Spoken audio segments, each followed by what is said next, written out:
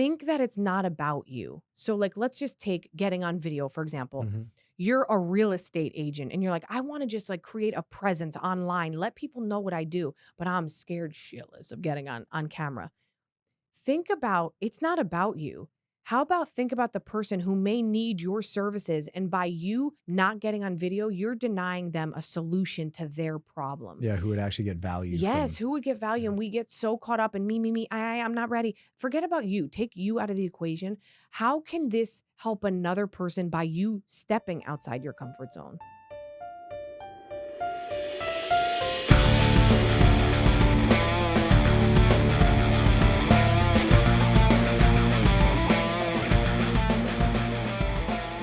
Welcome to the podcast. I'm excited to introduce Renée Marino, an international speaker and best-selling author dedicated to helping business owners and entrepreneurs communicate effectively to create genuine connections that lead to opportunities. Renée's passion for performance began at a young age as she dreamed of becoming a Broadway star, right? Dun, dun, dun. Despite facing skepticism and rejection, she toured nationally and performed in 5 Broadway musicals, one of which I saw, including a role, this is the one, as Frankie Valli's wife, Mary Delgado, in Clint Eastwood's Jersey Boys. Transitioning to entrepreneurship, Renée became the co-host of Tony Robbins and Dean Graziosi's World Summit and created a digital course to help business owners shine on camera during the pandemic. Welcome, Renée, to the podcast. Welcome to Nashville. I know the answer to this, but the audience doesn't. What brings you to town? I am one of the speakers on the Aspire tour. So it has been such an honor being here, getting to speak. I love Nashville. This is my second or third time here. I'm obsessed. Great town. What is the Aspire tour? The Aspire Tour is a phenomenal business conference. We talk about personal development, business, communication. That's my sector.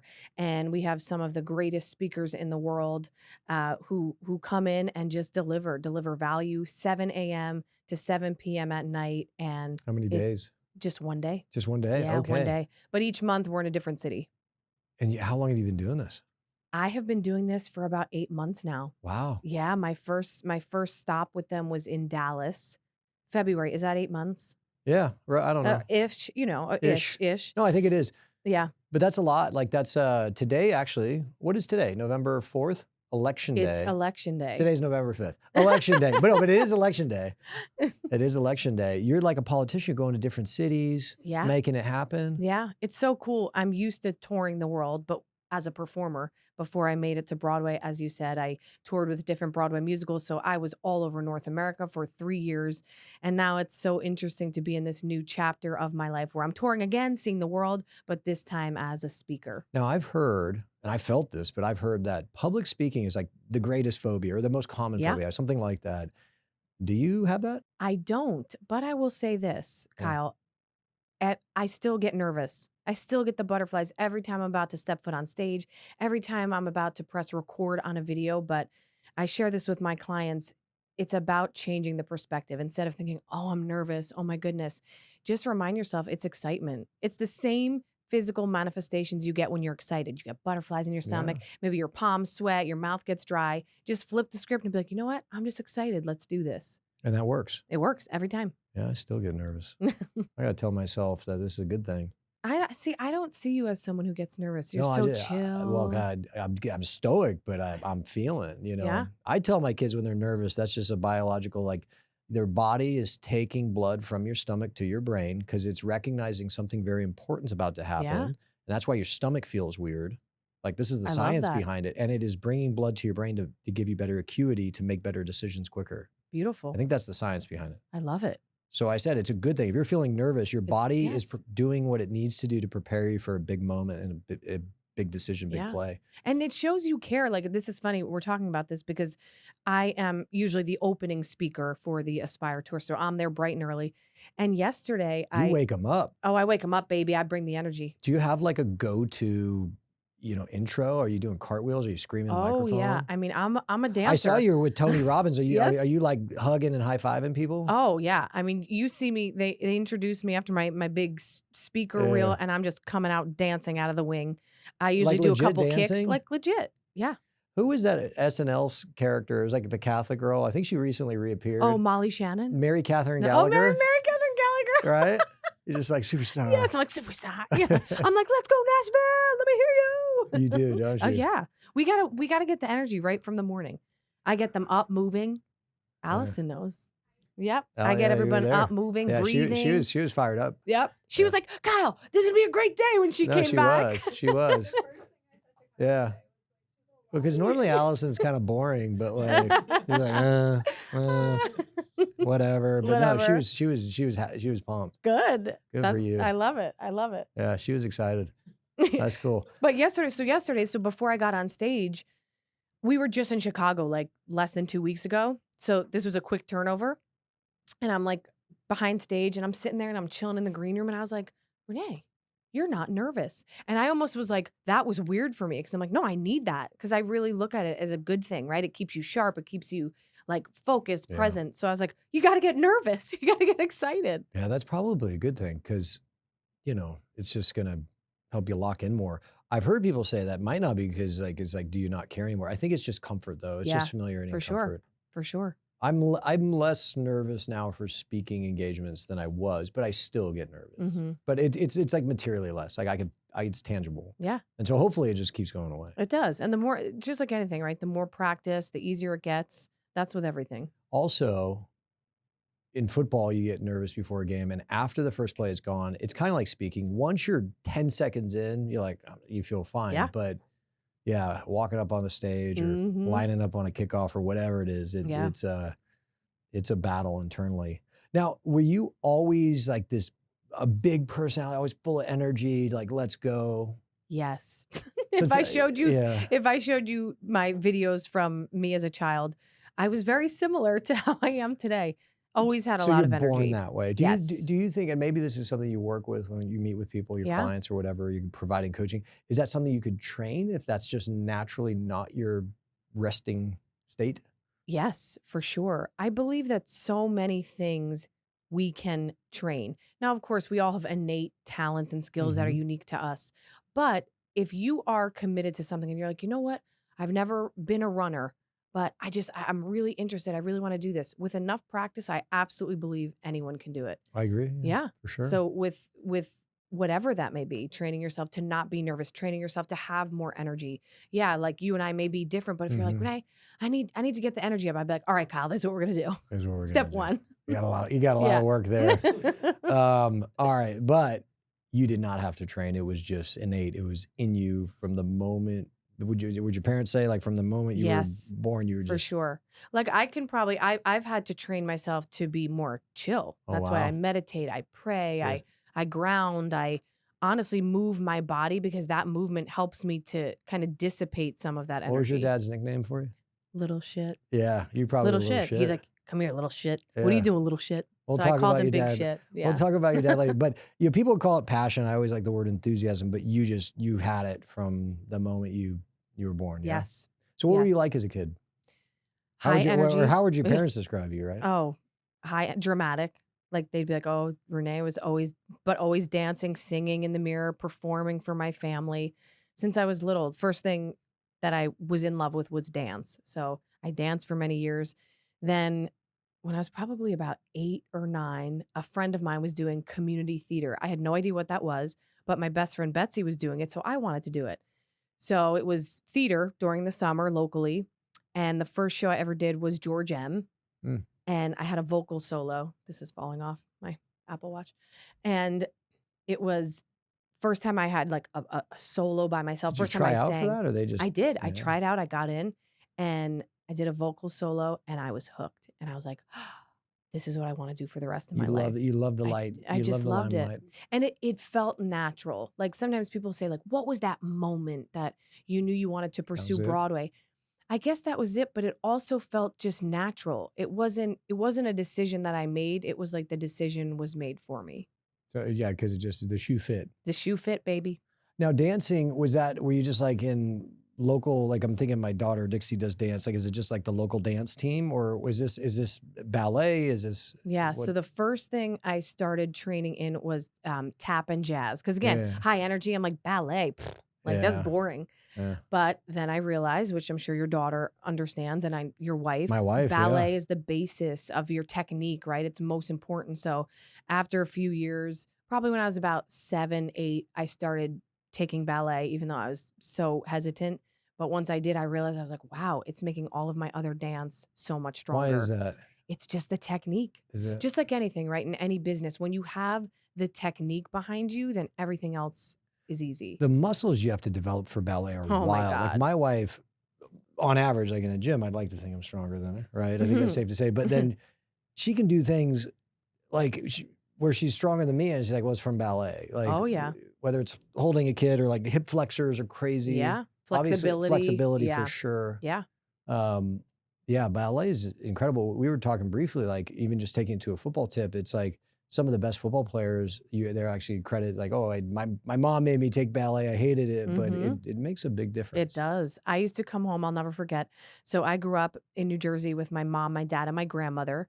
So I always say it's like that she was my second mother. Mhm. And I would come home, Kyle, feet literally bleeding. Yeah. Like It's bleeding. not good on your toes. No. And Especially because when you doing get to point. points. Yeah, I was on point, I mean. Yeah, it's not good. Not good. And my grandmother was just the best. Franny Panties, I call her. Her name was Frances. Everyone has a nickname. Yes. And she would like soak my feet for me, and I would come That's home. very But nice. it taught me such discipline. That's very nice. My grandma sent me a $5 bill once a year. Like that was it. Maybe I'd see her. Maybe I would. Thanks, Graham. Different culture. Yeah. In the Spartan Matthews. No, but so your grandmother like took care of you. Were your parents encouraging you? Yes. They were okay. So encouraging.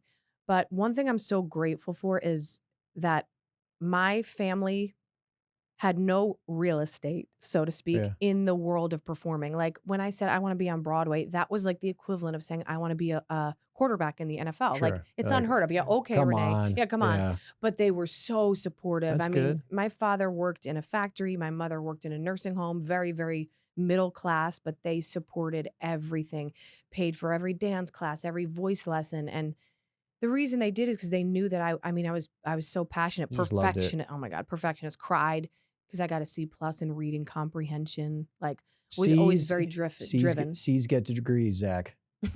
You've lived your life that way, haven't you? C's get degrees. C's get degrees. I think they say A's are doctors, B's are attorneys, and C's go into real estate. Hopefully my kids. Here we are. My kids aren't and listening. welcome everyone to the Matthews mentality. Yeah. So C+, it would bug you. Oh, so no, 2 weeks. 2 weeks cried. Wow. C+ reading comprehension. Cried. Teacher must have had it out for you. Oh my gosh. So what was like the turning point where maybe your family said, hey, as far-fetched as ideas, like Renee might actually be good at this thing. Was there a moment?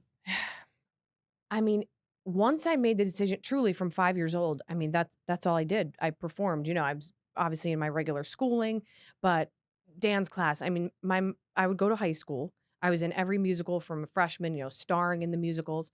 And I would finish school, be at play practice till, let's say, 6:30 at night. My mom would pick me up. I'd eat in the car. She'd drive me to dance class. Oh, wow. Come home, do homework, get straight A's, except the C+ and reading comprehension.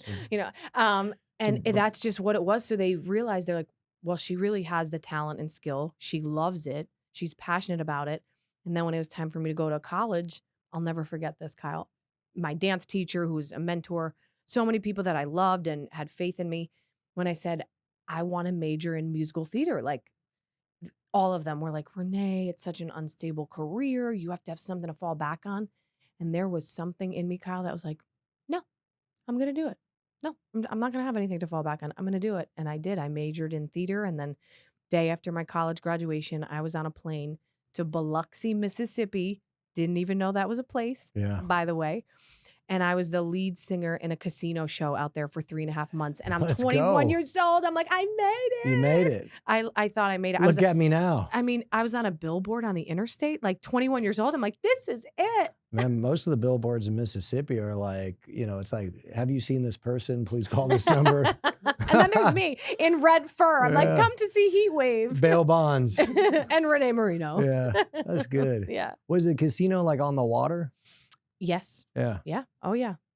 It was honestly, it was one of the greatest experiences of my life. 2 shows a night. And by the way, I like to gamble, slot machines. I'm like a 80-year-old woman. Yeah. And my roommate and I, we lived in the casino we performed in. Our shows were literally like 7 and 8 at night. So we would sleep until 3 p.m., go down, have breakfast with our grits. I was like besties with everyone in the casino. It was just amazing. Just smoking 2 packs of Marlboro Red a day. Never. You know. Never.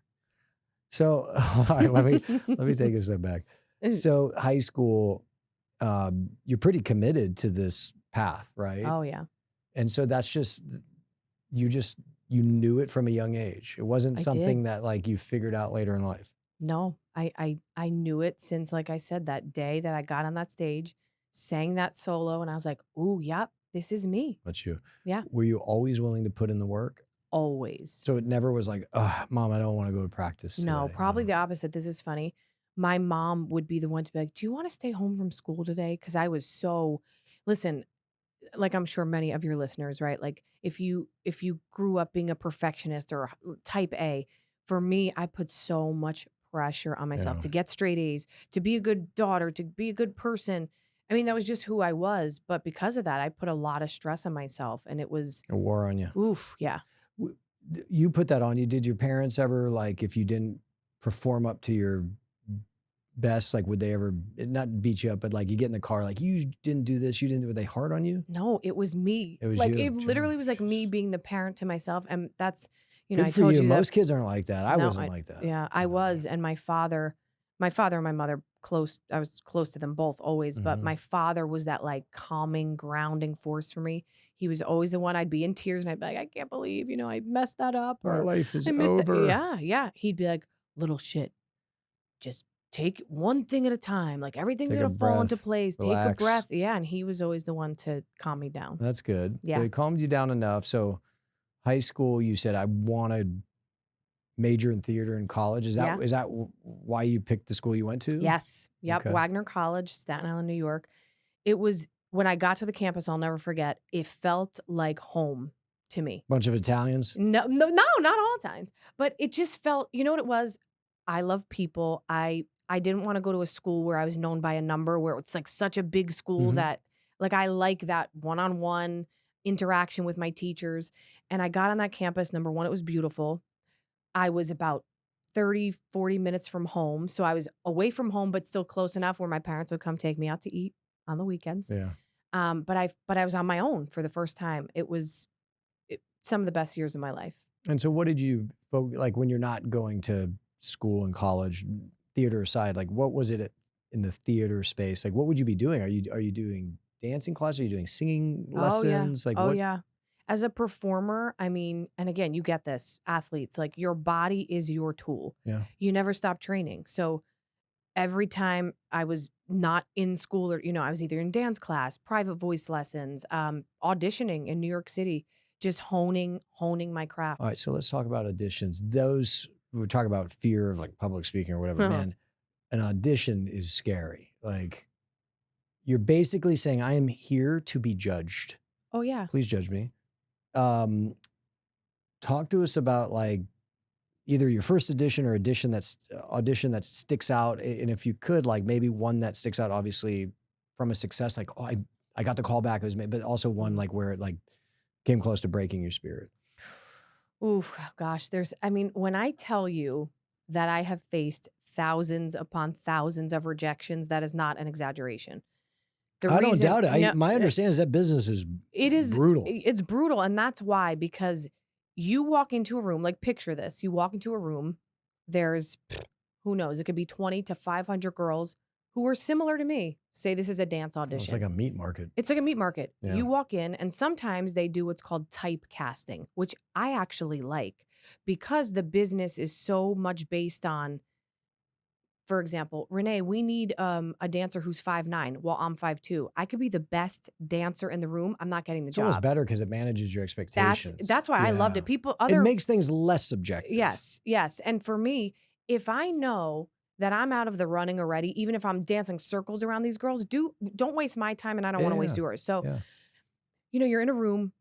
In dance auditions, you're watching one another. I'm about to say, like, are you just mean mugging everyone? Like you're like smiling, but like deep down, like, what's up, bitch? Like, well, that's what most, I'll be honest, that's what most people are doing, but that's not what I did. And I really believe that's what I attest to my success. You didn't like Nancy Kerrigan run in the back. I'd like, be the one bam. like cheering everybody on. Like the girls are done dancing, I'm clapping. I'm actually talking to the other girls, being like, "Hey, how are you?" And they're looking at me like, why why are you looking at me? And I'm No, like, you know what? what? You know We're all what? in this. You know what? Like I see right through you. That's your psych out. Like you're like, haha, yeah. You're just psyching them out, and they're just rattled. Like, why is she being so nice? And they go on stage and just bomb, and you're just sitting back there like, I wish I could think that deep into it. no. But it generally, like, put you aside. Is it a pretty Oh, cutthroat? pretty Yes. cutthroat? Yes. And Mm. again, think about this. That can't be mentally healthy for No. young women, especially young Oh men. my Yeah. goodness. It is brutal. And that's why you have to be so grounded and have what my dad would call thick skin, right? Like, Yeah. be ready for people to be like, Renee, you look too Italian. Oh, you're not ethnic enough. You're great, but you're too short. I had an audition. Oh, this is actually great. Okay, so I was gonna say it probably gets worse than that. Yeah. oh yeah. So Not this, that they'd ever say this about you, but it's like you're too heavy, or you're not oh this, or you're yeah. that. Oh Like, and you're my, like, okay, I'm just gonna keep it together until I get out of here. oh yeah. I mean God, the mental toughness that you need is just At least unparalleled. in football, they lie to you. Like you're one play away, Kyle. Yeah, Like yeah. just a little bit of this. Like, oh, you're right there. Just keep doing what you're doing, man. Not there. They're No, like, no, nah, no, no, no. I don't like the way you look. Yeah. You're out. Bye. See Out you of later. here. See ya. Don't let the door hit you on the way out. Yep. So you'll love this story. So this was Jeez. beginning of my career. I used to, before I had an agent, anything, I would just go into New York City to these open calls, and you'd find these auditions through a magazine called Backstage. So oftentimes, Yeah, magazines, right?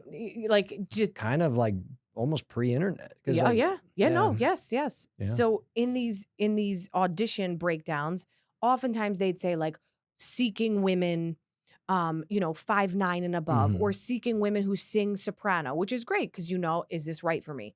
So the one day, they were auditioning for a show in Vegas, okay, and they were seeking dancers, but they made it very clear, dancers in Vegas, they're like 5'9", 5'10" and above. So I'm like, well, I know not to go to that audition, but and it said also seeking singers. So in the audition breakdown, it didn't say a height requirement. Again, I'm 5'2", so a lot of times I can't go in for things. So I'm like, cool, I'm going to the city. No height requirement. I'm a singer. Great. I get there. All the dancers are in there. I always get places early, early That's a good is on quality. time is late. So good, right? So I'm watching these girls, these beautiful, tall, leggy girls, like go in and audition for this Vegas show. They come out, and now it's time for the singers. The monitor comes out of the room. She's like, hey, okay, we're going to be auditioning the singers now. So just so you know, singers 5'8" and above. And now I'm pissed because I'm like, I've been waiting here. Like I coming from Jersey on the train, subway, this, that. And now you're telling me that the singers have to be 5'8".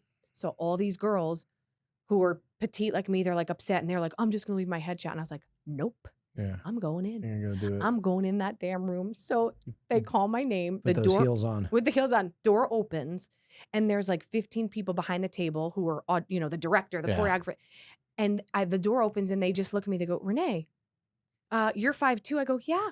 And I'm also a dancer, but I knew not to come to the dance call because you posted 5'9" and above. Yeah. But you didn't post that for the singer call, so I think you should let me sing. Yeah, and they were like, sit through it. they probably liked wow. it. Yeah. And so this is in college, high school? This was after college. Yes, after college. But it's like that period. Let me, I love these stories. I could do all day, like tell you this next audition, because it at least when you're making cold calls, you hide behind the phone, right? You're like, oh, he's, he wouldn't want to take the call. He was having a bad day. Like, no, it's like, again, you're not good enough. It's so personal. You are exposed. Like, not only are you in this room, but like you're in a, dance clothes, and you just see people behind the table like this, pointing, and then they're pointing like, no, literally. And they're like, thank you so much, Kyle. We don't need to see anymore. And you're like, wow. If that doesn't break you, that probably makes you pretty mentally tough. Like there's not a lot someone can say to you on the streets or at work or anywhere after that where you're like, 100%. You don't have the power to hurt my feelings. Right? I'm so grateful for all of those rejections. Again, when I say thousands. And all it took was 3,000 hours of therapy. That's it, exactly. Right? I'm like, and here's my therapist with me right here. A comfort animal below the table. I'm like, come here, Judy. No. Yeah, you have your comfort dog. Yeah. No, I'm just joking. There's no dog in here. Okay, so question was, I kind of skipped over this, like singing. Was that just something you were naturally good at, or was that something you really worked to develop?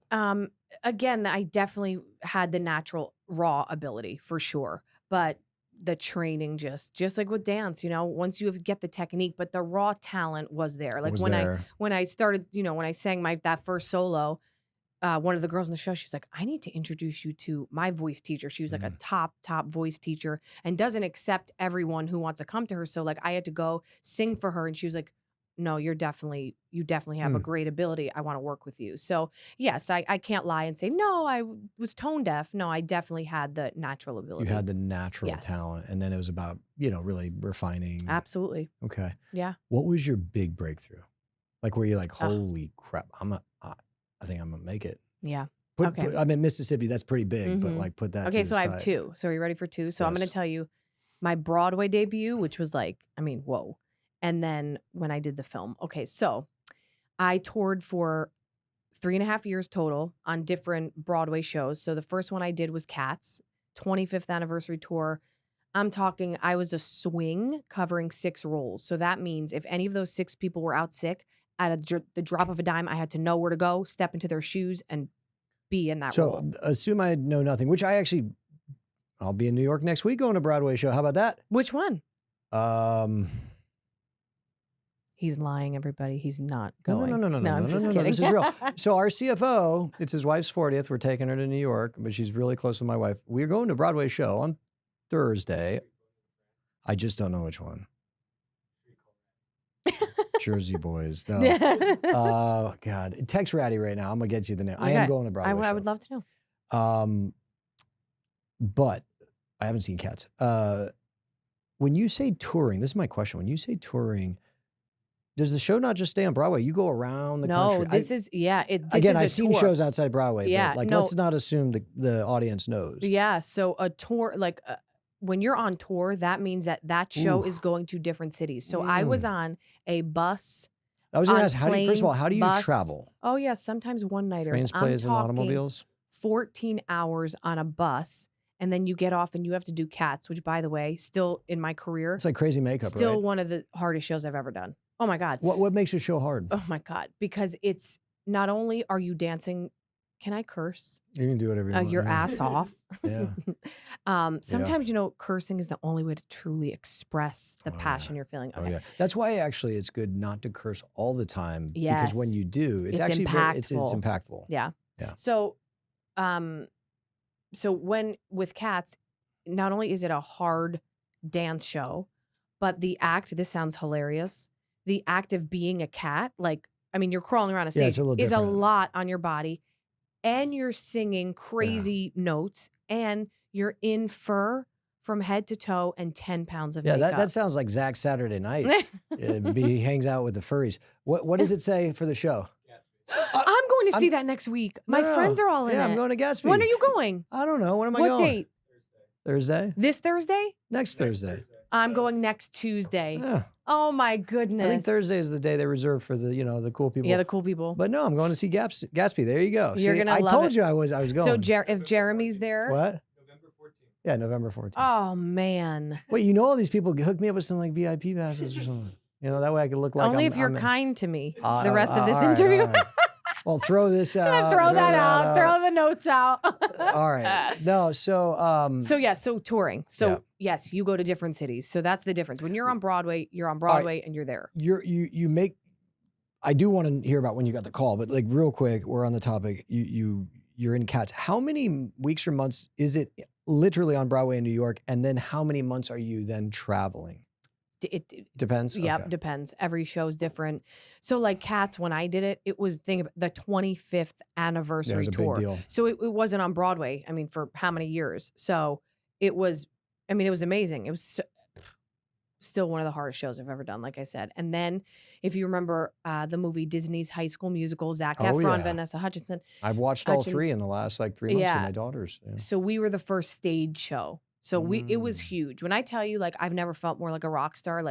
We were the first stage production. It was like the pre-Taylor Swift concerts. Yes, 100%. All of them became Swifties. Yep, But that was the breeding ground. That's it. So then, did Zac Efron do that with you? No. Nope. No. I thought he did. I thought he ended up doing my understanding is he's a pretty talented guy, but didn't do it. Yeah, but didn't do the stage version. Yeah, it worked out for him. He did. I know he's doing good. He was just in a movie with Nicole Kidman. Yeah, he's doing all right. he's all right. He's doing all good. right. He's doing okay. And then Jersey Boys. And Jersey Boys is big. I saw Jersey Boys. Yeah. Like I loved it. And like, Did you see it here or in New I saw York? it in I saw it in. I think I saw it in L.A. I must have seen it in New York. It was New York or L.A. Yeah. Because like my wife's from New York. We'd come out to New York. But then I remember I saw Wicked in L.A. So maybe I saw Jersey Boys in New York. Yeah. But it was phenomenal. I thought it was so. I had no idea Joe Pesci was connected to those guys. Oh yeah. Like that. His character in that was like hilarious. Yeah. But yeah, I love Jersey Boys. So I spent 3.5 years touring. But my goal was always Broadway. Like this is, Renee, you still haven't gotten your Broadway debut. And I talk a lot about this now with communication, like that communication you have with yourself, right? Like which tunes you into your gut instinct. That's always guiding us. And that little voice within me was like, Renee, you still haven't gotten your Broadway debut. You got to get back to New York and audition. So finished doing a year of Jersey Boys. I come back to New York. I start auditioning. And while I was on tour with Jersey Boys, I came back to New York one weekend to audition for West Side Story, the revival on Broadway. Made it down to like the final 3 girls, didn't get it. Now I'm back in New York auditioning for a totally different show, like a regional show in DC, Oklahoma they were doing. Well, it was the same casting director that cast West Side Story on Broadway. So like, this is just such a lesson in showing up no matter what you do, right? Just keep coming, show up. And that's how I live my life. So I'm at this audition and it's a callback. So after the callback, the casting director, Paul Hart, calls me to his office and he's like, Renee, do you sing soprano? Like, hi. And I'm like, yeah. And thinking like, why is he asking me this? Like to play Lori, which is not me. She's like the ingenue, more like probably who your wife would play, like beautiful, tall, blonde, like not me. I'm the best friend. So I'm like, this is interesting. Why is he asking me this? And then he's like, so we need you as a replacement for West Side Story on Broadway. Can you go to the theater tonight? And I literally look at him and I go, I think I just peed my pants. That's what you said? I swear to God, ask him. And I was like, wait, That's funny. what? Like, I'm having Broadway? Like, so I go to the theater that night. Again, power of showing up. That night I see the show. I start rehearsals the next day. Like How do you even know what to do? When I tell you it was so fast. So I was supposed to be rehearsing for like a week or 2. 3 days later, Kyle, West Side Story is a hard show. Everybody got injured. I get a call. It's a Saturday afternoon. They have a matinee and a night show. They call me. The stage manager is like, Renee, you need to get into a rehearsal studio. You're going to be on for the matinee. My Broadway debut after 3 days of rehearsal. Kyle, nobody was there to see me. My mom, like nobody, because I didn't even know it was happening. So I had my Broadway debut 2010. I'll never forget being on that stage, taking like my final bow and like tears just filling my eyes. Because I just hear my dad being like, see little shit, like it's all going to work out.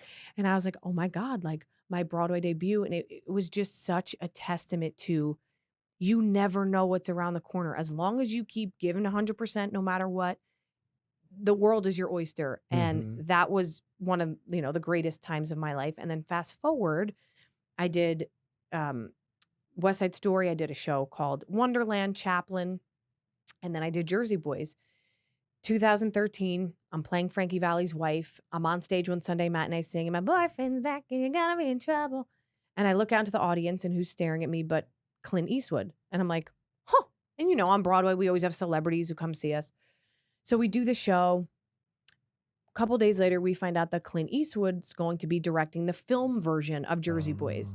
Kyle, I don't even think twice because I'm thinking they're going to hire A-list celebrities out of LA, like Marissa Tomei is going to play my role, right? Don't even think twice. I'd never done TV, film, nothing, just theater. But then they start calling people in from our cast to audition for the film. And an audition, for those of you who don't know, is like an interview. So now I'm like, okay, wait. Now they're looking, they put out a breakdown. So a breakdown means like a description of the type of person they're looking for the role. And they were looking for a Mary Delgado. So literally it's like sassy Jersey girl, feisty. Yeah, I'm like, Italian. She sounds familiar. So now I'm like to my agent, I'm like, listen, let's just put a call into the casting department, see if we can get me an audition. Weeks go by, my agent calls me. She goes, Renee, I'm so sorry. I don't know what the problem is. They said they won't give you an audition for Mary Delgado, but they'll give you one for one of the smaller roles, one of the angels who sings My Boyfriend's Back. I hang up the phone. so disappointed and so confused because every girl I knew on Broadway, whether she was a 6-foot blonde or her name was Sally Smith, is getting an audition for Mary Delgado, but me. Yeah. So like really picture that. That's and like, you actually fit the I description. literally am playing her at the highest level you could be, Broadway. So I'll never forget, I'm sitting on my couch and like I'm crying, I'm feeling my feelings, you know, communicating with myself. And after a while, I throw my hands up and I go, you know what? What am I going to do? I'm still going to go in and audition for an angel. Again, showing up. Day of the audition, the casting director and I are having a great conversation. And then he's like, Renee, would you like to sing My Boyfriend's Back first or read the scene? And I kid you not, when all of a sudden I heard this little voice within me say, you have to do this. It feels too right. And I looked at the casting director in the eyes and I was like, you know, Jeff, I was really hoping to come in and read for the role of Mary Delgado. I had no clue what he was going to say.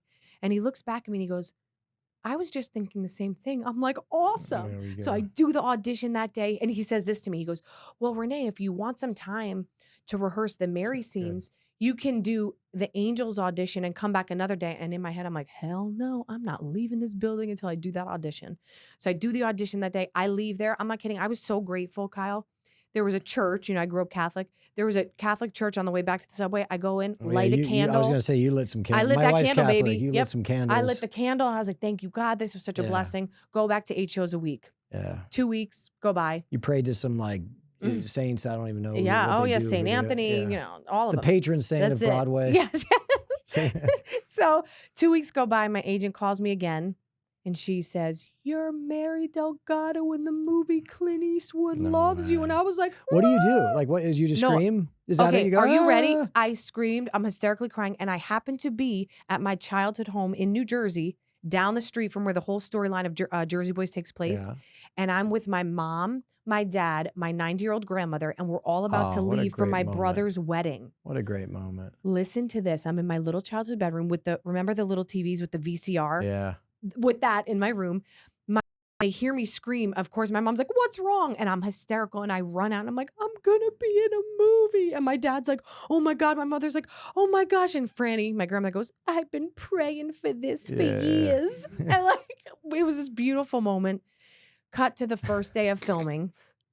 Picture this. It sounds like my mother-in-law. Yeah. Like, Yeah. So first day of filming, like when I tell you never step foot on a film set, nothing. And here I am starting at the top with Clint Eastwood, Warner Brothers. Like he doesn't miss. He doesn't play. So I'm on my way. I'm in the shuttle driving there. And again, that little voice within me is like, Renee, you know what you're doing. Trust in your talent and leap. Clint Eastwood hired you. I walk in the door that first day. Everyone's like, Renee, welcome. And who walks up to me but Clint? And he's like, you know, I went around to all the different casts, but nobody was in your class. And then you came in and put yourself on tape and it was the icing on the cake. And I'm like holding back tears. I'm like, they just did my makeup. I can't ruin it. That first day and every day that followed when we were finished shooting, I would sit and eat lunch with Clint Eastwood, ask him every question I could and listen in a complete way. Cause I'm like, I'm a freaking sponge. Like I want to learn everything I can from this man. He became a mentor. Month into the film, I'm eating lunch because I'm Italian. Eating's my favorite thing. You have to. And I'm sitting with Clint and one of the producers of the film. When they begin talking about how Clint knew he wanted me for the role when he saw me on Broadway, and I put my fork down, which takes a lot. And I go, do you guys want to hear a funny story? I never got an audition for Mary Delgado. Yeah, I was going to say, where was the disconnect? Oh, just wait for it. And I said, the only reason I got to read the Mary scenes is because I opened up my big mouth in the room and asked. And the two of them looked at each other. They said, wait. What do you mean? We requested you. We said, we want the girl from the Broadway show to come into this audition. And I found out that day, Kyle, that there was a middle person, casting associate, juggling a few films at once and just dropped the ball on having me come into audition. So in other words, if I didn't have the ability and the confidence to speak up and communicate my desire in the room that day, I could have missed my once-in-a-lifetime opportunity. Yeah. I could have been sitting in the movie theater watching Jersey Boys instead of on the screen in Jersey Boys, never knowing that Clint Eastwood was waiting for me to walk through the door. Man. The power of speaking up.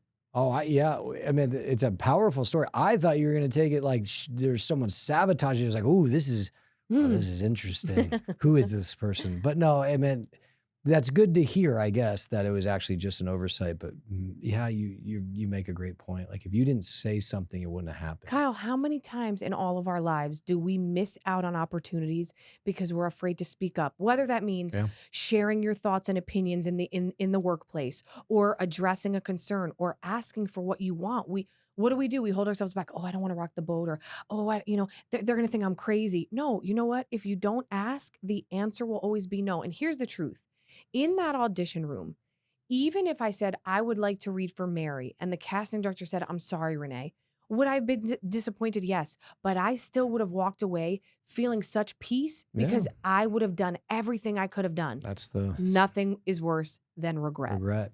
Yeah. That's the weird satisfaction. Even a loss when you say, I did everything I could do. 100%. What, in kind of this period of your life where it's just auditions and obviously experience some success, hundreds, thousands of failures, because it is a numbers game. Was there ever a moment or moments where either the rejection was so painful or you just like you were in a slump, like you got, 0 for 100 in a row or whatever it is, where you just said, I don't know if this is for me. Like maybe I should quit or think about doing something else. You know what's interesting? Every time that's happened, like I've gotten to that point, I would feel my feelings. Like that's important. Like cry, be frustrated, talk it out with my mom or my friends. But then I'd keep pushing through. And inevitably, it was like that extra push led to that freaking door like blowing wide open. For example, when I was trying to get my equity card, right, to become a part of the union, the actors union. What's this equity card? So equity is I need one of these. Yeah. Being a part of equity is being a part of the union. So that means like now, like I'm gonna You're get a maid. You're I'm a maid lady. woman. Yeah. Yeah. So I had to turn down a lot of jobs to then get my equity card. Like it's really weird the way they do it. So I was just getting like rejection upon rejection. And I'll never forget coming home from a day of like 3 auditions. I'm talking backpack on my back, dance shoes, music book in the city, pounding the pavement. And I came home one day and I was just so exhausted. I'm like hysterically crying to my mom. I'm like, I'm just exhausted. Like this is a lot, I was just at that like breaking point. And then like the next day I go in for this audition. That was the job. That's got good. the equity card. That's So good. I do believe it's like when it's almost like darkest before the light, right? Yeah. When you just keep pushing, even when you're like, I'm tears, my toes are bleeding, whatever it is for you, it's that extra push that will get you to the other Yeah, side. because that moment is where most of the herd does get thinned out. Oh, yeah. They Oh, go 100%. home and they go, I'm exhausted. I'm just beaten down. I should find something else. You just push through it. That's it. Yeah. The equity card, that's Screen Actors Guild? That's for like TV film. TV film. Yeah. So there's another card for equity. Oh, yeah. Interesting. Yeah. So you were in this movie. What was that like? Did you do premieres and all that? It was, like, yeah. It was was, it? Well, it was a full-on Hollywood experience. I was going to say, let me lead you here. Was it everything you thought as a little girl? I'm going to be a movie star. Like, was it everything you thought? Was there a couple points that were there a couple parts that either better or worse than your expectations? Yes and yes. So I like to say that doing that movie, to be quite honest, was honestly more than I ever dreamed of. Because for so long, I dreamt of being on Broadway. Like, not that I never thought like, oh, I'd be in a film, but I didn't, right? Like my energy wasn't there. Like, I want to be a film actress. So when that happened, like, I was like, holy moly, like, this is amazing, like beyond what I could dream of.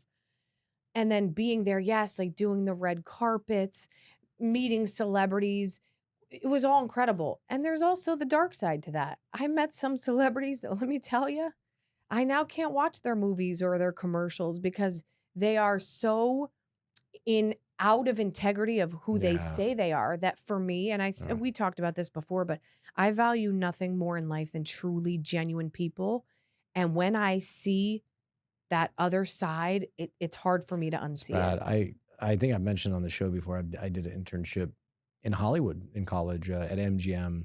It was a great internship. I just had to like seat people at premieres and go to after parties. Oh, wow. Oh, it was a great Tough life. Yeah. It's good to be a football player at SC. Yeah. And yeah, that was that 60, 70 days was enough to say like, I wouldn't want to be in this industry. And the culture of not everybody, there were the guy who got me the internship, like just amazing person, but like on average, not the best collection of people. Yeah. And maybe that business either attracts that or creates that. But yeah, Mhm.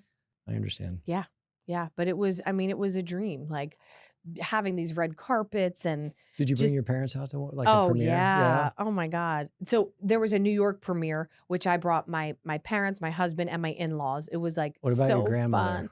No, I mean, she was in a wheelchair and Oh stuff. It was yeah, hard, but I took her to the movie that's theater. cool. So me and her went I to was the gonna say movie. It was that like, had to it mean was a the lot. best. Oh my God. It That's was the very best. cool. Yeah. So what? Now so you have this effectively your entire life in performance, however we'd Yeah. theater, whether it's musicals or movies or casinos, you know. And then you make this pivot, right? Mhm. Like what was the catalyst to that? How did that opportunity open up to teach people about communication, to write a book, to speak and give advice to business leaders? Like how did that all come about? Great question. Well, in 2019, after living in LA for like 3.5 years, I did the movie, I did a TV show, a couple commercials. I wrote and performed my one-woman show called I Am Me Because of Three, and it was amazing. We sold it out twice in LA. I got to sing for David Foster, like at his piano. It was with his 9 million Grammys, just incredible opportunities. And then my husband and I were like, we're ready to buy a home in New Jersey, where our family's from. So we come back to the East Coast and I start doing the Broadway show Pretty Woman the musical. And in that show, I was a part of the ensemble, so I'm dancing my butt off and singing, but I was also the dance captain and assistant to the choreographer. So now I'm kind of at this different level where now I'm on both sides of the table, It's kind of right? like a player coach almost. Yeah, like Yeah. where now I'm not only in the cast, but now I'm the one helping to audition other people. So now I'm like You're like, behind the now it's table my turn. and I get it. And I'm like, oh my God, this is what it's like. Cause a lot of times you're like, I love you. Oh my God, Kyle, you're so great, but you don't fit the bill. You're like Mugatu in Zoolander. He's like, oh, I'm sorry. Did my pin get in the way of your ass? Lose 5 pounds and get out of my building like now. Sorry, you have to have seen the movie. Have you guys seen Zoolander? I mean, I haven't seen it in so long. See, this is the problem when people work for you. You don't know if they're laughing because you're funny or they feel like they have to. They You feel guys like they haven't have seen to. Zach Kyle, Givens they feel like they have to. It's I a hate to great break the news to scene. you. Come on, like watch Zoolander. Zoolander is a classic American flick. I mean, you talk about apex theater.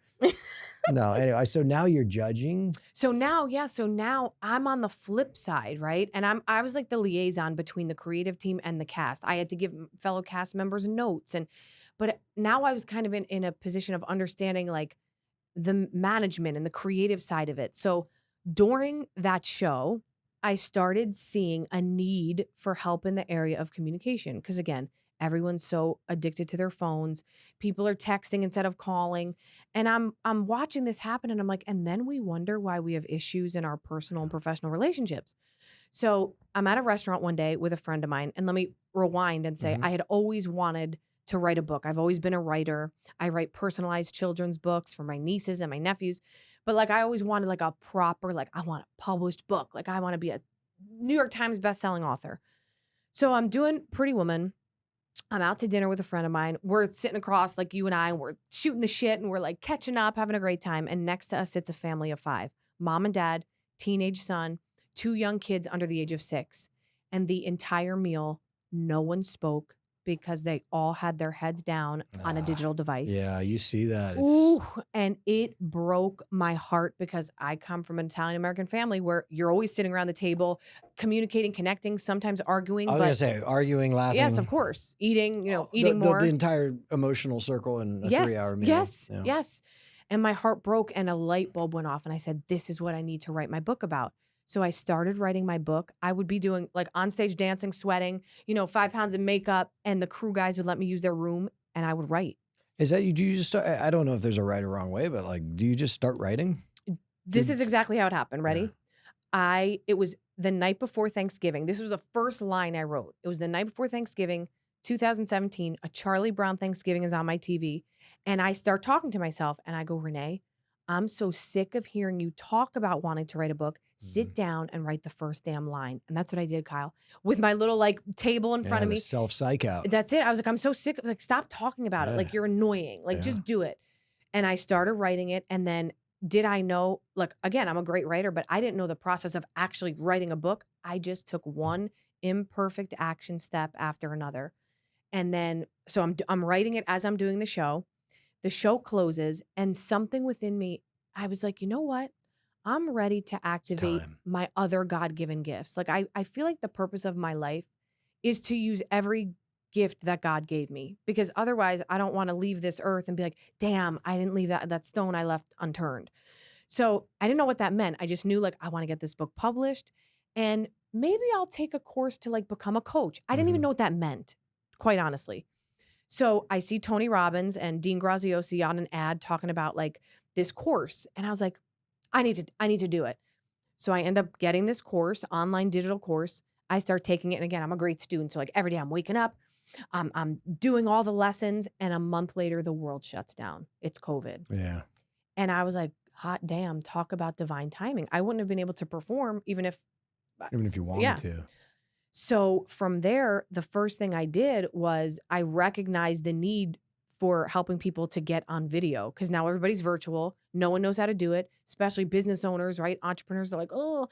So I created like a workshop, a course to help them get on camera and When be you say, themselves. yeah, that's what I was going to say. You're not talking about like the actual process of signing into Teams or Zoom. You're talking No, about I like mean like how bringing to yourself. be a normal human in Yes. front of a How camera. to talk, right? Just be Like yourself. just be yourself. Like how Where do I there's not do much that? difference between like as if we were live or if we were behind a camera. Exactly. The point is you want it to feel as much like an in-person conversation as you can. That's what makes, videos you see on social media, videos that you do for your business, right? Maybe you have on your website, like this is what we do, why we do it.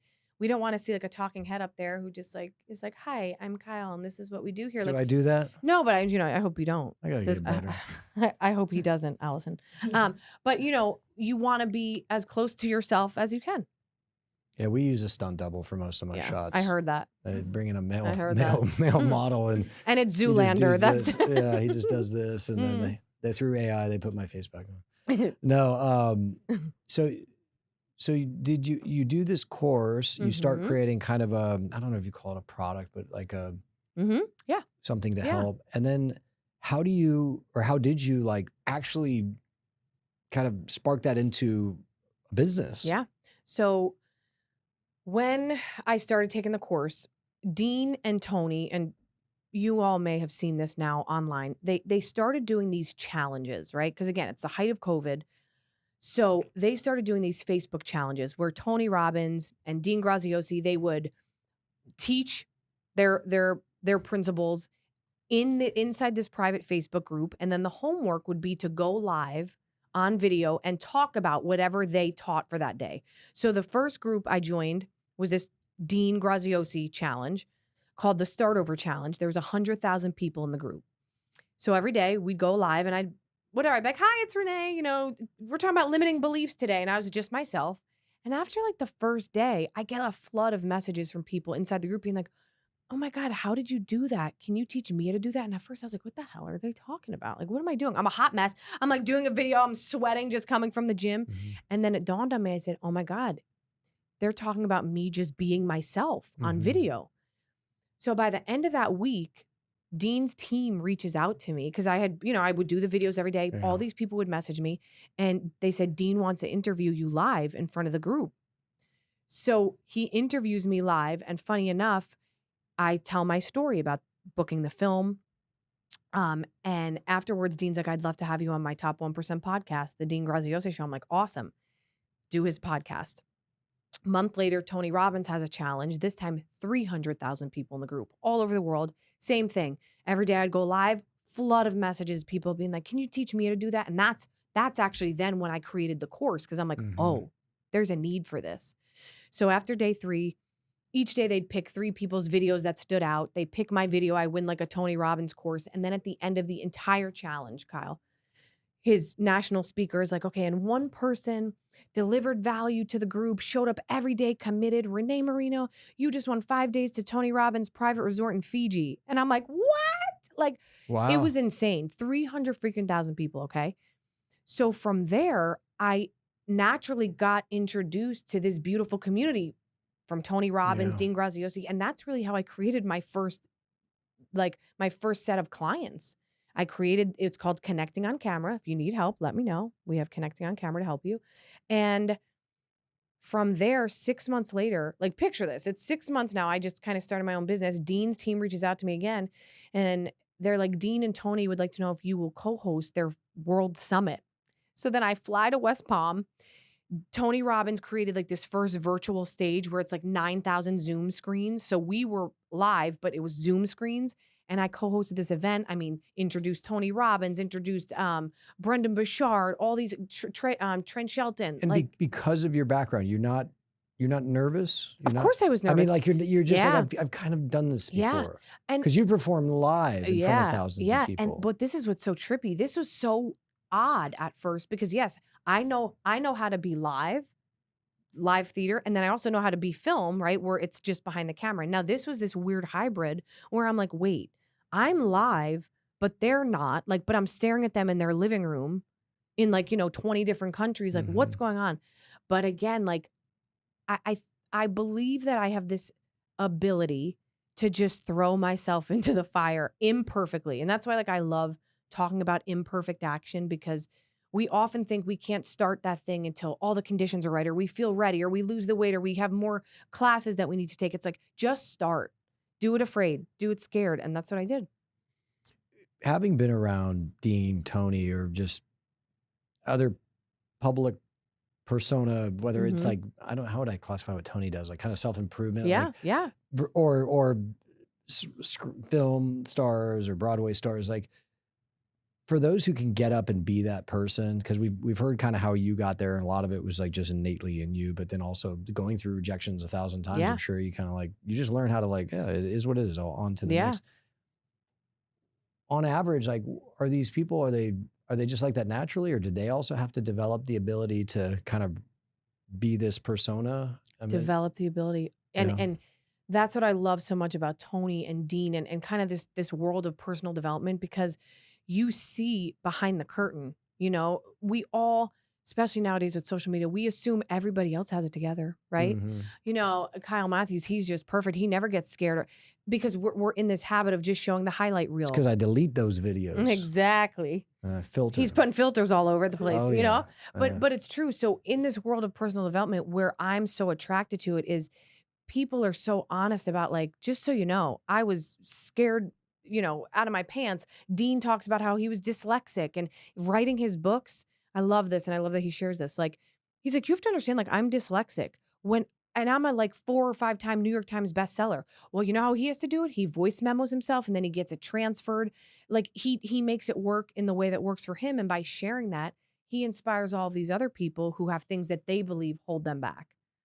Yeah, it's interesting because like I feel like speaking for most people, it's like you look at a guy like Tony Robbins or someone like yourself. Well, that's just how you are. Totally. I'm not like that. I Yeah. don't have that ability, Mm-hmm. right? And maybe part of how you justify it is like, it's not just like I can't do. It's like, oh, I don't need to do that. I don't want to do that. It's like, do what? Like be gregarious, be outgoing, like ask the question. Yep. I would say Yep. everybody would benefit from it. What advice would you have for listeners who, I could summarize, like shy or just like socially anxious, like whether it's to go ask their boss the question or go ask the girl out for a date and anything in between? Like, it sounds like you say like, hey, just do it. But like that might have been easier said than done easier for you to do, but it's easier said than done for a lot of people. Mm-hmm. Like in your role as kind of a coach, what has been the best way to pull this out of people where it didn't come naturally for them? Yeah. Something great that I'd love to offer is to think of, what do you lose or could you lose by not doing it? And I know again, for me, we talk about that, like that feeling of regret. Yeah. Nothing's worse. Like, I'd rather you say like, Renee, I think you're horrible on this podcast. Like you just got to Well, leave. I You're wasn't never gonna coming say back. it, but I knew it. I could read his face. Right. But I would you rather, can't read my face. I would rather you say that and me know that I tried, as opposed to me holding myself back and being like, I'm not even going on his podcast. I'm too nervous. So number one, think of what you lose by not doing it. And think of that like rocking chair test. Tony Robbins talks a lot about this. Like at the end of your life, when you're on that rocking chair and you look back, think like, what would I say? Like, oh my God, I wish I did that thing. Let's do And it. sometimes that gives you that push. And then another thing that really helps a lot of my clients who are shy, think that it's not about you. So like, let's just take getting on video, for example. Mhm. You're a real estate agent and you're like, I want to just like create a presence online, let people know what I do, but I'm scared shitless of getting on camera. Think about it's not about you. How about think about the person who may need your services, and by you not getting on video, you're denying them a solution to their problem. Yeah, who would actually get value Yes, from who would get value? yeah. And we get so caught up in me, I'm not ready. Forget about you. Take you out of the equation. How can this help another person by you stepping outside your comfort zone? What is the biggest reason people won't do is it and I'm gonna tell you, like, is it well, I think I'm gonna come across like I'm gonna sound stupid. It's gonna be dumb. Like, Yes. is that it? Oh, yeah. So I have a client, and I'm going to say his name because he is open Sure. to this. His name's Chris. He's amazing human being. So Chris, God, if I could have all clients like Chris, it would just be Mhm. a dream.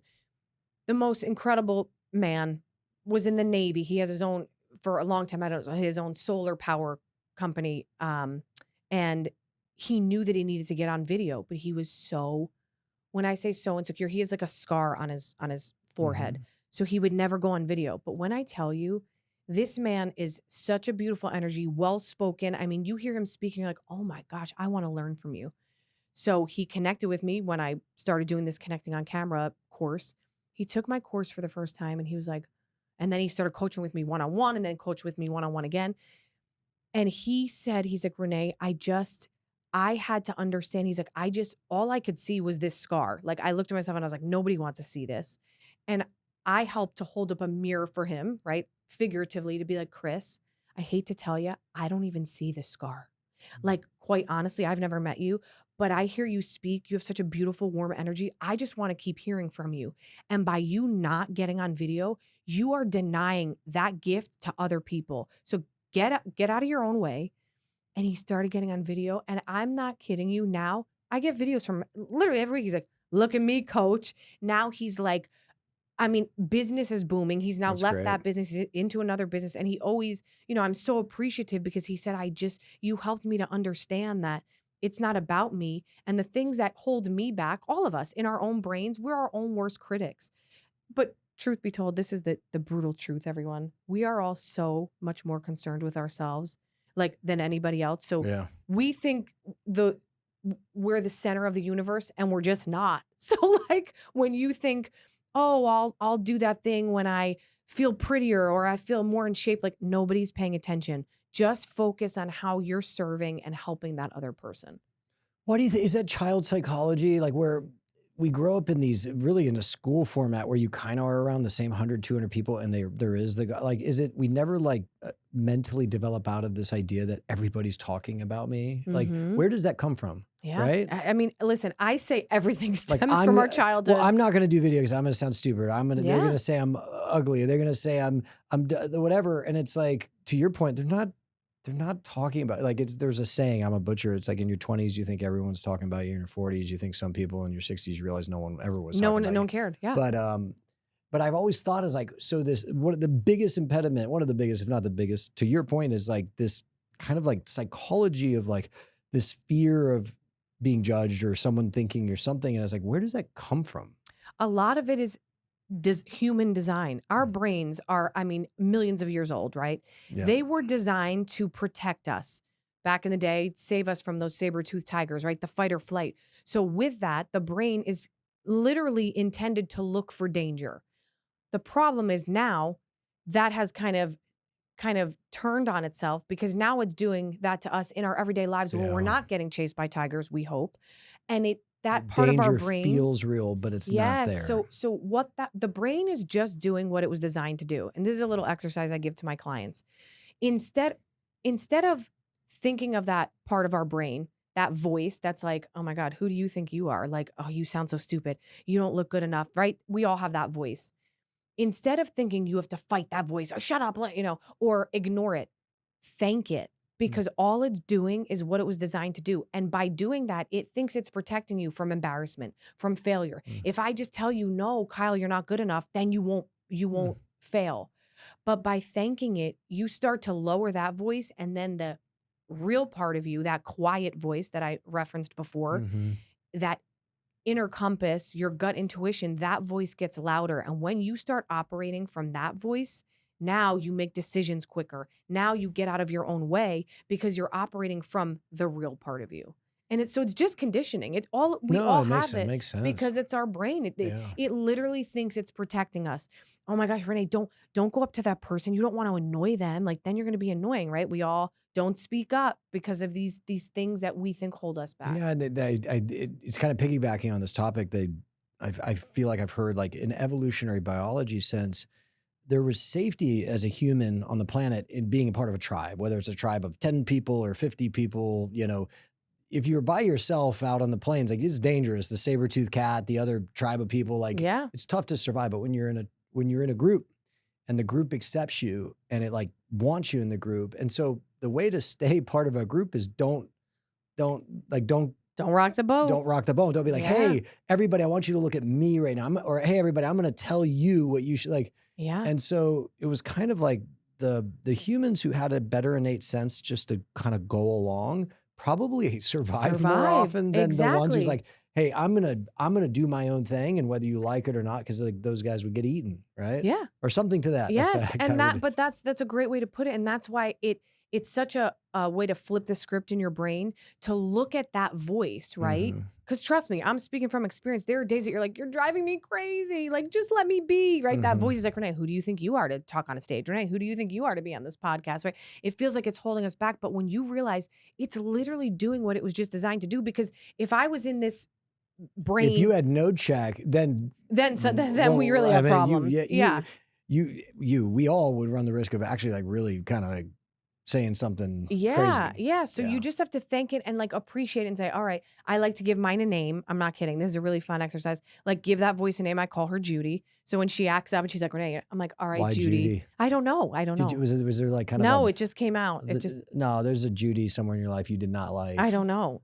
Judy. Some chick named Judy was just mouthing off. She was like, ugh, like, Judy. Hey, I don't know. Probably somewhere. I have to go in my psyche. But I call her. So when Judy acts up, I'm like, all right, Judy. Thank you. I'm good though. I'm gonna step foot on the stage. Of a name for you got to think of a good one. I will say there are some people I've met who do not have a Judy and they need a Judy. Yeah. See, if you look at it that way, it's great. Like you can really thank it and be like, thanks for protecting me. There's some people. There's some people at the company. I love them all, but like sometimes they will put out a bit where you're like, oh no. Like, you're like, why didn't someone tell them, hey, maybe you shouldn't do that. You don't need to make that video, bro. Like, come on. Where's your Judy? Yeah. Where's your Judy at? You got to get a Judy. I got to be their Judy, but it's like, it's too big. And that's awkward. I can't. It's like, it's like, because in my role, I'd be like, oh, dude, you know what? I see it. I get it. I like that idea. But maybe like just hold off on it for, a couple weeks, give it more thought because it's not good. You need a Judy. You need a Judy. I'm going to have to think about this name. You do. All right. Another thing, because I asked you this question, like, how do people get over this? Like, how do they develop the courage, the confidence, but really the comfort to just like, I'm just going to do it. Right. And these fears that I have, even the Judy, it's like, it's there for a reason, but they're not real in the way they used to be. How about reading your book, Becoming a Master Communicator? See, I set you up for the book plug. That was so good. I set you up. That was good. But can I tell you, it would have been a better setup if you didn't just end it with, I just set you up. No, see, but now you revealed it to everyone. I need the audience to be like, yeah, Kyle, like really, like he's that was smooth. Yeah, like, I see what but you did it's there. like you can't. That's like telling a joke and being like, wasn't that funny? And you're like, it was until you said, wasn't that funny? All right, cut it, Zach. Cut it. All right, tell us about the book. So, Becoming a Master Communicator. The subtitle, which I love, is my favorite: Balancing New School Technology with Old School Simplicity.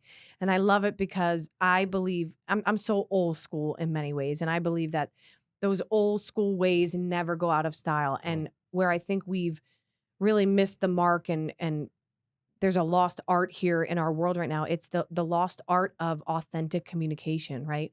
Making eye contact, letting a person know we're listening in what I call a complete way, as opposed to talking over each other and thinking about what I have to say, and taking the time to, guys, remember handwritten letters? Okay, first of all, they're my favorite. He pointed at me because I'm a big advocate. Oh my God, high five. Yeah. No, they're the best. Well, first of all, no one ever throws away a handwritten letter without reading it. And what's more personal than a handwritten letter where, like, for however the amount of time it took to write the letter, that person was thinking only of you and like the personal touch of someone's handwriting. Like it's so beautiful and people miss the mark. They're like, no, I'm just going to send a text. I'm like, no, like you want to make an impression on someone, write them a handwritten letter or a card. On my birthday every year, I'm like, I don't care about gifts. Please write me a beautiful card. We're in commercial real estate here, and a lot of times some of the companies like, hey, this owner, they don't respond to my voicemails, my text messages, my emails. I was like, write them a handwritten letter. It's not a guarantee, but the response rate is greater there than anything else ever. Yes. For all the reasons you just laid out. If your goal is to get them to engage in a conversation so that you can ask questions, you can better understand what are their motivations, and then from there determine, does the service you provide in some way, shape, or form add value? It all starts with you got to get them to engage. And if they're not engaging in a very traditional kind of mass sense, cold calls and emails and text messages and all that, write a handwritten letter. Yes. And this book, I believe is just a beautiful guidebook that gives you simple tools and practices to get you back to that authentic communication in a world of AI, digital technology, right? The one thing it can never replace is human connection. As advanced as artificial intelligence gets, it cannot replace human connection. So this book is just that reminder to be like, you know what? Here's some like practices to use. Practices that it's not going to take you 6 years to implement, like you can use in your everyday life, in your business, in real estate, whatever it may be, to just bring you back to that simplicity, because everything in our lives starts with communication. And when we learn to master that skill, we become limitless. Amen. In terms of communication, like, is it just the devices themselves? They're almost built in a way to like be addictive to us. Oh right? yeah, no, 100%. Yeah, they're literally designed to be addictive. And I did so much research on this when I wrote the book. There was a study done called the iPhone effect. Looked at two people in a conversation with a cell phone present, even though neither person picked up the phone. Neither person looked at the phone. Still, that phone proved to be a distraction. Yeah, it's so right? bad. So think about this. You're in a first meeting with someone, a potential client. Think about how phenomenal it would be when you show that person you're so interested in them, you don't even have your phone on the table to even be tempted to like, oh, look at that text. Oh, yeah, cool, Kyle. And then you disconnect. You don't even have the chance. They're going to feel that energy from you, and you better believe they're going to want a second meeting. The biggest place I got to get better is around my kids. Like I'm going to do no, I'm better than everyone else. No, like it's just, there's times where I'm like, I'll be sitting there at a restaurant and like you're with and all of a sudden you catch yourself like, stop checking the email or stop. And so what I did, actually, I got a second phone, and the only people who have that number are in my family. And it's like a phone from 1998. Like it has no smart. I love it. I have to push like the number 2 to get to like the letter B. You know, I have to push it twice. Oh my gosh, yes. That's how old it is. But because I just like, I can't like it. You know, you want to be, because everybody has been like, but I need to be accessible. Like, what if my wife has to call me? Yeah. Like, so I was like, I got this phone, and if I'm going to go to the baseball game and I want to be present, I'm going to leave my smartphone at home. I love it. Because like they're so, these tech companies are so damn effective. Like I heard they have like scientists that study the effects of the brain. Of course they do. They have them like on staff to make these things more manipulative. They are. I mean, I don't know about you, but when I'm on vacation, or when we were talking about Italy, I was in Ischia, Italy, my husband and I spoke out there, and then we had, free time, which was beautiful. When I am not with my phone, I'm telling you, I feel like the days last forever. So much better. My days now, I feel like my life's in fast forward. I'm not kidding. And I only can preach on this because I know what I feel. And just think, like, if we take those times to be conscious, step 1 of my Connect method, communication with self. I say, when you wake up in the morning, instead of literally opening up your eyes, rolling over to your nightstand, checking your emails or hopping on social media. I would never do that. I would never do that. Oh, I definitely no. And then, you're on social media for the good old, what I call S&C, scroll and compare, right? You're comparing yourself to everyone else's perceived realities. I call it doom scrolling. I'm actually pretty good. I don't do a lot of social media. I didn't have it for 20 years. I only got it a couple of years ago. And that's your role. That handsome young man with the mullet, he handles a lot. So mine is more like honestly checking Bloomberg and Wall Street Journal and Financial Times and like seeing what the latest is with, you know, treasuries or Fed funds What a rate. smarty pants. Well, yeah, no, You know. no, I don't understand most of the words in the article, but Yeah. I repeat them as if I do, and I sound very smart. All right, so your what makes a bestseller? Your book's a bestseller. Bestseller on Barnes and Noble Is that just and something Amazon. like No, we just get to call ourselves bestseller? No. Is that like a number of books No, sold? yeah, it's like you have to. So it has to be like the amount of books sold and in the different categories and Amazon. You know, there's a lot that In goes commercial into real it. estate, there's no like watchdog, so every agent says It's like I'm the best number agent. one agent, like top agent, fastest growing company. Mm-hmm. But there's no like, I don't think there's an actual way to prove any of those. I'm just going to call myself a bestseller. Yeah. No, but so bestseller is a real thing. Yes, it's a real thing. Did for sure. Did the success of the book surprise you? Like, were you like, whoa, all right. You know, this was something, again, like I just always wanted to write a book. When I got my first book publishing deal with my publisher, I mean, that was like one of the coolest days ever. And then it wasn't, so no one writes a book to like get rich, right? That's not what you write the book for. But like for me, it is one of the greatest accomplishments. Like, Yeah, it's a lot of effort. and I wrote every word of that. None of this chat GPT in it. Like I did it like full on Renee sitting down in the middle of COVID, like writing every single word. So I'm just so proud of it. And I'll be honest with you, I recorded the audiobook, so you can get on audiobook. That's And it's cool. me. That So is it's you. me. Yeah. So you feel like I'm with you in your car.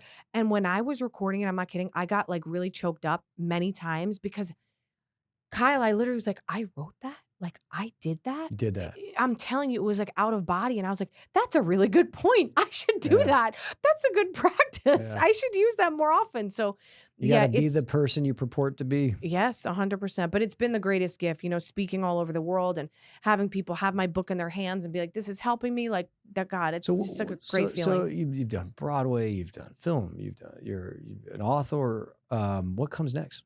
Like what is the future look like Talk show for you? host. Yeah? Yes. Yeah, I can see that. Yeah. I mean, I would Like love that. what if you could choose, what is it like, well, I feel like the View's now political, God. but like, no, but I mean like, is it the View where you're talking about like women things? Okay, this is what it is, what do ready? you call it? I feel like the View only like, they just talk about Donald Trump all day now, Oh God, but, like, it's not good, but it's like. not first of all, The View originally was supposed to be a show that had different views. It doesn't work when everyone has the same view. Yeah, it's one. So everybody, let's just take a note there. The View's a bunch of psychos. Like we need, like you, Yeah.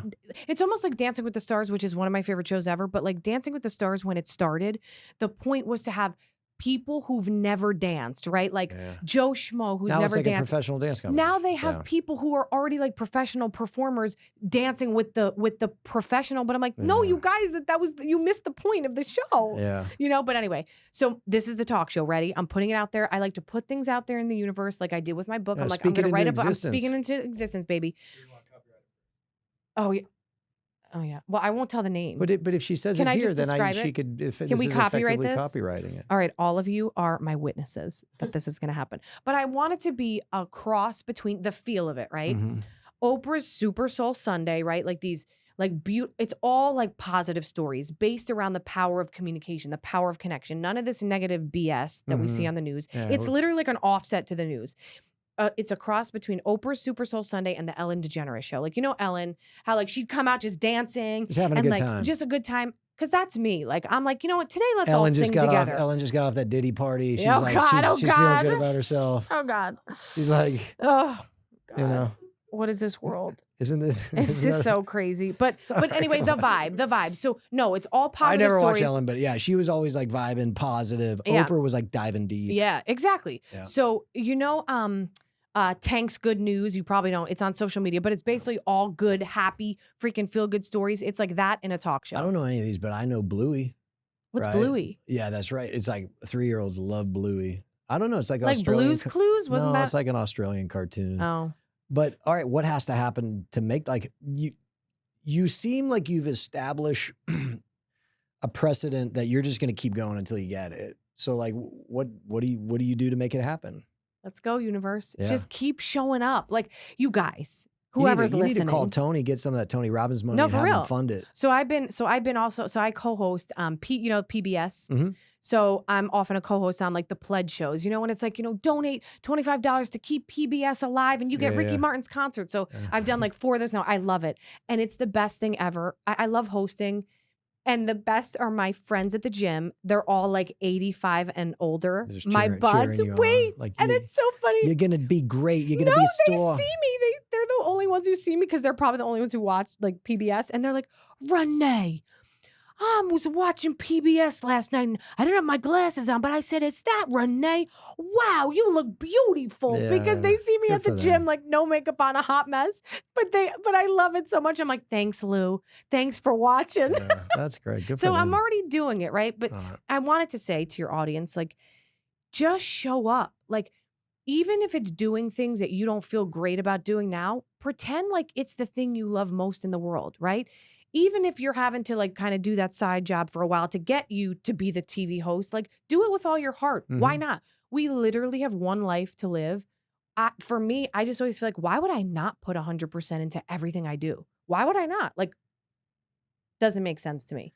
Yeah. Was that off camera earlier? Before we even started talking about like, you were like, what's the Matthews mentality?